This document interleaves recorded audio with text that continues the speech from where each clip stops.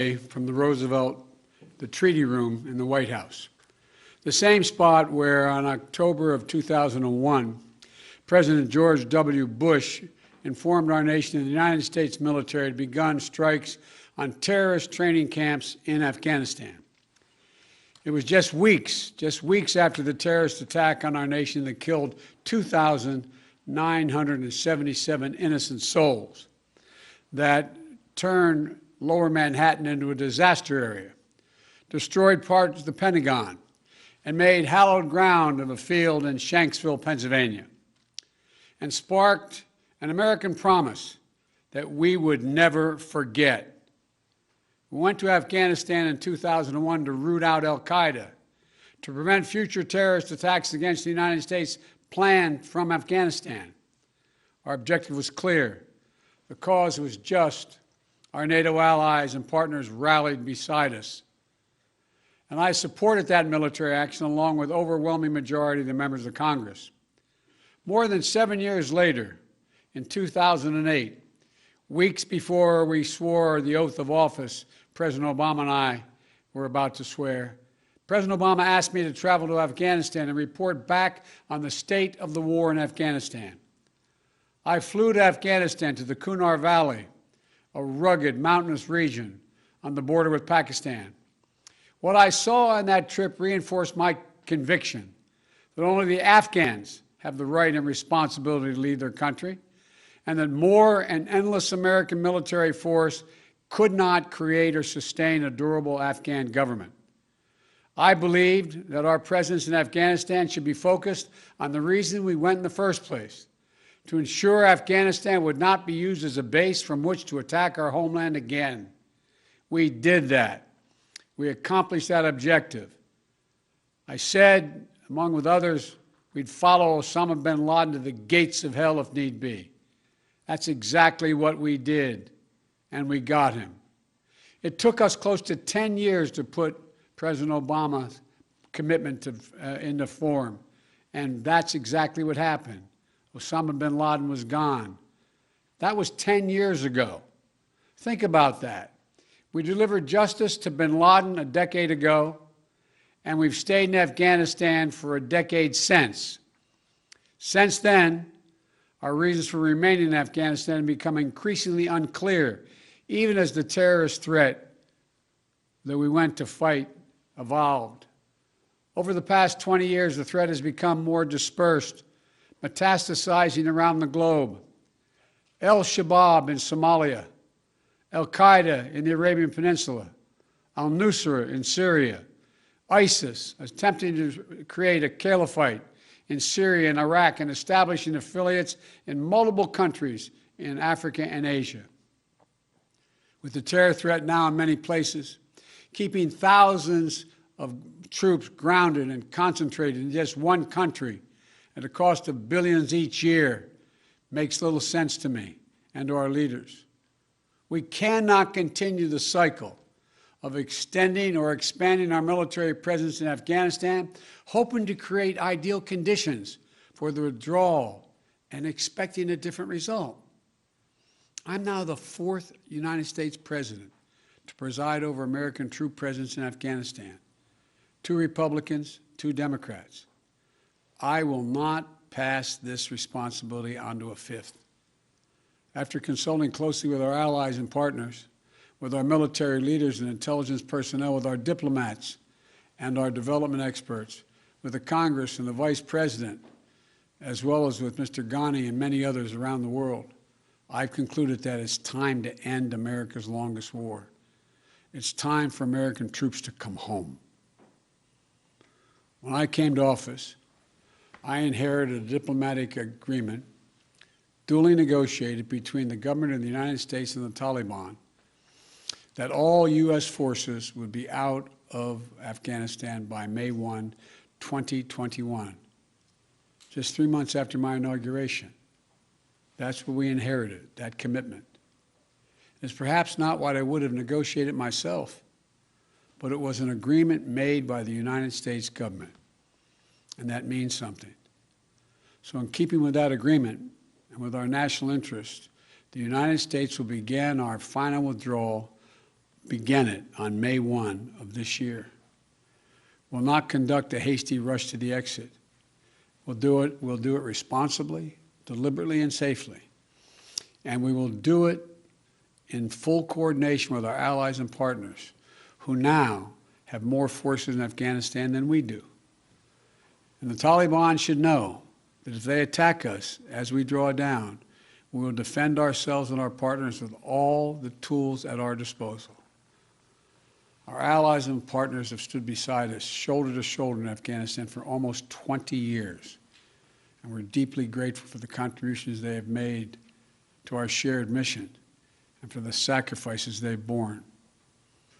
The plan has long been in together, out together.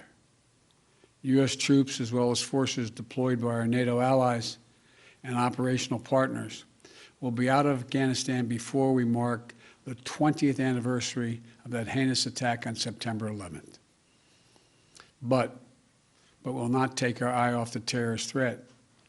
We'll reorganize our counterterrorism capabilities and the substantial assets in the region to prevent reemergence of terrorists and the threat to our homeland from over the horizon.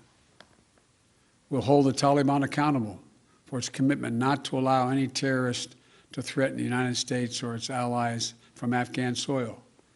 The Afghan government has made that commitment to us as well, and we'll focus our full attention on the threat we face today.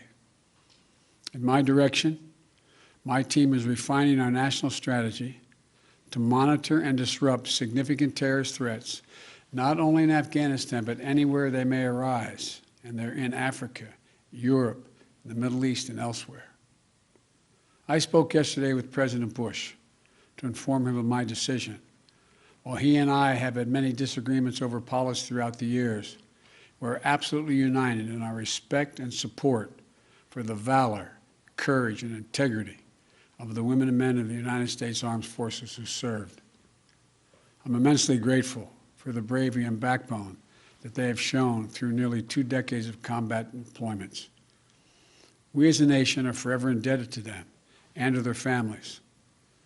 You all know that less than 1% of Americans serve in our armed forces. The remaining 99% of them, we owe them. We owe them. They've never backed down from a single mission that we've asked of them.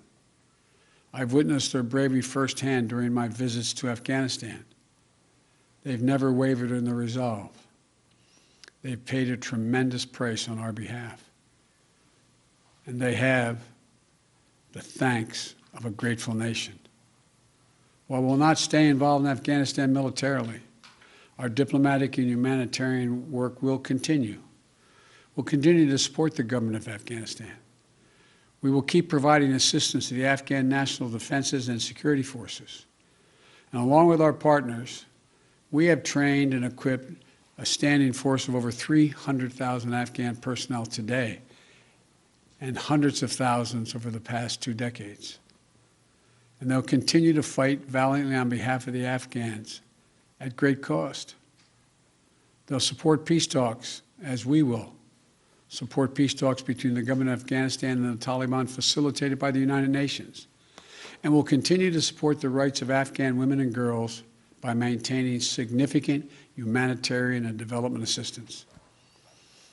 And we'll ask other countries in the region to do more to support Afghanistan, especially Pakistan, as well as Russia, China, India, and Turkey. They all have a significant stake in the stable future for Afghanistan. And over the next few months, we'll also determine what a continued U.S. diplomatic presence in Afghanistan will look like, including how we'll ensure the security of our diplomats. Now look, I know there are many who will loudly insist that diplomacy cannot succeed without a robust U.S. military presence to stand as leverage. We gave that argument a decade. It's never proved effective. Not when we had 98,000 troops in Afghanistan, and not when we were down to a few thousand. Our diplomacy does not hinge on having boots in harm's way, U.S. boots on the ground. We have to change that thinking. American troops shouldn't be used as a bargaining chip between warring parties and other countries. You know, That's nothing more than a recipe for keeping American troops in Afghanistan indefinitely. I also know there are many who will argue that we should stay fighting in Afghanistan because withdrawal would damage America's credibility and weaken America's influence in the world. I believe the exact opposite is true. We went to Afghanistan because of a horrific attack that happened 20 years ago. That cannot explain why we should remain there in 2021. Rather than return to war with the Taliban, we have to focus on the challenges that are in front of us. We have to track and disrupt terrorist networks and operations that spread far beyond Afghanistan since 9/11. We have to shore up American competitiveness to meet the stiff competition we're facing from an increasingly assertive China. We have to strengthen our alliances and work with like-minded partners to ensure that the rules of international norms that govern cyber threats and emerging technologies that will shape our future are grounded in our democratic values, not those of the autocrats. We have to defeat this pandemic and strengthen the global health system to prepare for the next one, because there will be another pandemic. You know, we'll be much more formidable to our adversaries and competitors over the long term if we fight the battles for the next 20 years, not the last 20. And finally, the main argument for staying longer is what each of my three predecessors have grappled with. No one wants to say that we should be in Afghanistan forever, but they insist now is not the right moment to leave. In 2014, NATO issued a declaration affirming that Afghan security forces would from that point on have full responsibility for this country's security by the end of that year. That was 7 years ago. So when will it be the right moment to leave? 1 more year? 2 more years? 10 more years? 10, 20, $30 billion more than the trillion we've already spent? Not now. That's how we got here. And in this moment, there's a significant downside risk to staying beyond May 1st without a clear timetable for departure. If we instead pursue the approach where U.S. exit is tied to conditions on the ground, we have to have clear answers to the following questions. Just what conditions be required to allow us to depart? By what means and how long would it take to achieve them, if they could be achieved at all? And at what additional cost in lives and treasure? I've not heard any good answers to these questions. And if you can't answer them, in my view, we should not stay. The fact is that later today, I'm going to visit Arlington National Cemetery, Section 60. In that sacred memorial to American sacrifice, Section 60 is where our recent war dead are buried, including many of the women and men who died fighting in Afghanistan and Iraq. There's no comforting distance in history in Section 60. The grief is raw. It's a visceral reminder of the living cost of war.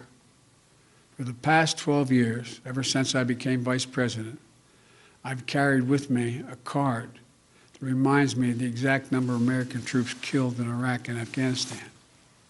That exact number, not an approximation or rounded off number, because every one of those dead are sacred human beings who left behind entire families. An exact accounting of every single solitary one needs to be had. As of today, there are 2,488 U.S. troops and personnel who've died in Operation Enduring Freedom and Operation Freedom's Sentinel, our Afghanistan conflicts. 20,722 have been wounded. I'm the first president in 40 years who knows what it means to have a child serving in a war zone. And throughout this process, my North Star has been remembering what it was like when my late son, Bo, was deployed to Iraq. How proud he was to serve his country. How insistent he was to deploy with his unit. and the impact it had on him and all of us at home. We already have service members doing their duty in Afghanistan today whose parents served in the same war. We have service members who were not yet born when our nation was attacked on 9/11. War in Afghanistan was never meant to be a multi-generational undertaking. We were attacked. We went to war with clear goals. We achieved those objectives. Bin Laden is dead, and al-Qaeda is degraded in Iraq, in Afghanistan. And it's time to end the forever war. Thank you all for listening. May God protect our troops. May God bless all those families who lost someone in this endeavor.